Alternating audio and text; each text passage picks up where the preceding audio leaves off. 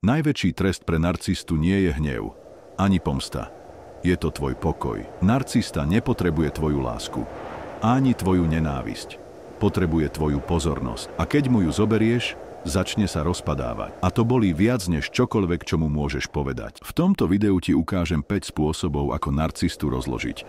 Ticho, dôsledne, bez kriku, bez drámy. A hlavne bez toho, aby si stratil seba. Narcista je herec. Jeho svet je jedno veľké javisko, na ktorom sa hrá len jedna rola, jeho vlastná. Ty si v tom príbehu len kulisa. Niečo, čo má potvrdzovať jeho veľkoleposť a zároveň znášať jeho výkyvy. Na začiatku ťa idealizuje.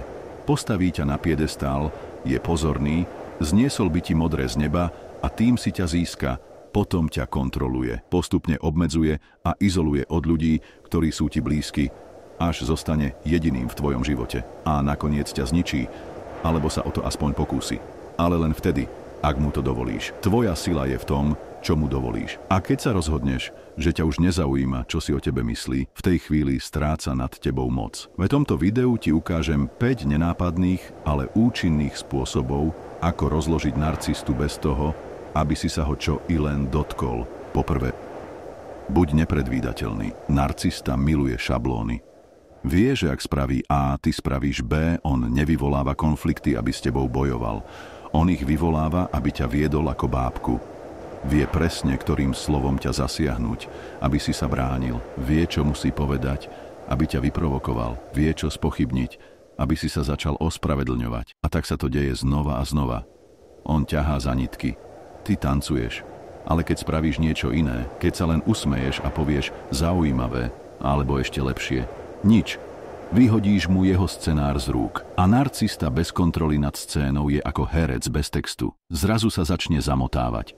Stráca pôdu pod nohami, lebo nevie, čo budeš robiť ďalej. Nepredvídateľnosť je zbraň, ktorej sa bojí. Nepredvídateľného človek nedokáže ovládať. Buď pokojný, buď nečitateľný, buď zámerne nejednoznačný.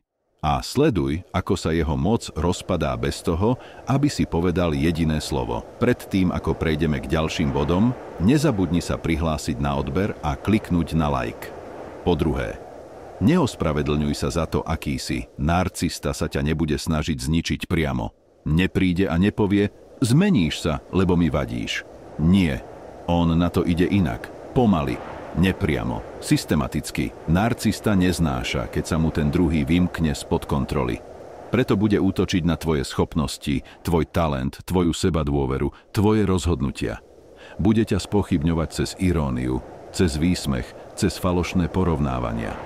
Bude do teba kvapkať pochybnosti ako jed, nie jednou ranou, ale po kvapkách, tak, aby si sa sám začal pýtať, či nie si príliš hlučný, príliš tichý, príliš ambiciózny, príliš iný.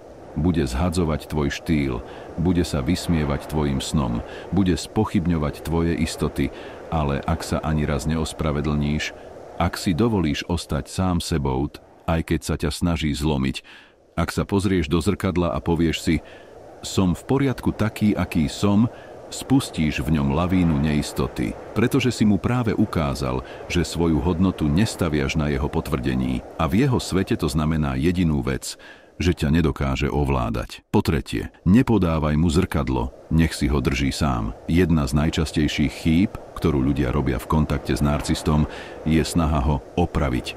Snažia sa mu ukázať, ako sa správa, snažia sa mu logicky vysvetliť, čo robí zle, snažia sa mu popísať, ako sa druhí pri ňom cítia, dúfajúc, že ho to prebudí. Ale to je omyl. Narcista nechce pochopiť, nechce sa zmeniť. A je mu úplne jedno, čo ten druhý cíti. Chce ho iba ovládnuť. A čím viac sa mu snažíš podať zrkadlo, tým viac ho ignoruje. Alebo ho rovno rozbije. Nie preto, že by nevidel, o čo sa snažíš, ale preto, že sa odmieta zmeniť. Najväčšia lekcia, nemrhaj energiu na to, čo sa zmeniť nechce. Nechaj ho stáť pred vlastným zrkadlom, v tichu, s odstupom, bez tvojej asistencie, lebo realita je niečo, čo mu nemôžeš dať. Musí ju objaviť sám a ty pritom nemusíš byť. Po štvrté, nedaj mu žiadnu odpoveď, žiadna odpoveď je silnejšia než akýkoľvek výbuch. Je to strategické nič. Žiadne správy, žiadne reakcie, žiadne chcem to len pochopiť. Narcista teba pochopiť nechce. Chce ťa iba rozložiť. Keď mu prestaneš odpovedať, začne zúriť. Ale inak. Začne meniť masky. Najskôr bude ranený. Obeť. Ako mi to môžeš robiť? Potom bude láskavý. Záchranca. Možno som to prehnal, skúsme to odznova. A nakoniec tyran. Bezo mňa si nikto. Uvidíš, ak na niektorú z týchto masiek zareaguješ, si späť v hre, si späť vo víre, kde on ťaha nitky. A presne preto musíš zostať ticho. Nie ako slabosť, ale ako rozhodnutie. Tvoja tichá ignorancia hovorí jasne, je to vyhlásenie nezávislosti. Žiadna odpoveď nie je len nástroj. Je to postoj, postoj človeka, ktorý si uvedomil svoju hodnotu a rozhodol sa, že ju už nikdy pre nikoho nebude znižovať. Po piate, buď si istý, že ho nepotrebuješ. Narcista si najviac užíva tvoju závislosť, preto ťa postupne odreže od ostatných. Nenápadne, pomaly, najskôr spochybní tvojich priateľov, potom tvoju rodinu a nakoniec aj tvoje vlastné myšlienky. Zrazu sa už s nikým toľko nestretávaš. Zrazu začínaš pochybovať o vlastnom úsudku. Zrazu si v situácii, kde je jediným kompasom on. A on si to veľmi dobre uvedomuje. Toto je jeho územie. Miesto, kde má kontrolu nad tvojim svetom. Kým veríš, že ho potrebuješ, pre istotu, pre lásku, pre smer, má nad tebou moc. A čím viac sa mu prispôsobuješ, tým menej zostáva z teba. Ale niečo sa jedného dňa zlomí. Zobudíš sa a zistíš, že už ho nepotrebuješ, že si bez neho pokojnejší, že sa sám dokážeš rozhodovať, že si sebavedomejší bez jeho hodnotení. V tej chvíli si slobodný. A on to vie. A nič ho nebolí viac ako vedomie, že človek, ktorého sa snažil zmanipulovať, zrazu kráča ďalej. Bez neho. Bez hnevu. Bez spomienok. Bez bolesti. Len s jedným vedomím. Už ťa nepotrebujem. Tvoja sila je práve v tomto pokojnom odpojení. V tom, že neodchádzaš s krikom, ale s pokojom, nie ako porazený. Ale ako ten, kto konečne pochopil pravidlá hry a rozhodol sa, že už nebude hrať. Narcistu nezničíš krikom. Narcistu nezmeníš diskusiou a už vôbec nie láskou, ktorú si nezaslúži, ale môžeš sa zmeniť ty. Môžeš si vybrať pokoj pred neustálým stresom. A keď to urobíš, pochopíš, že si nikdy nemusel bojovať.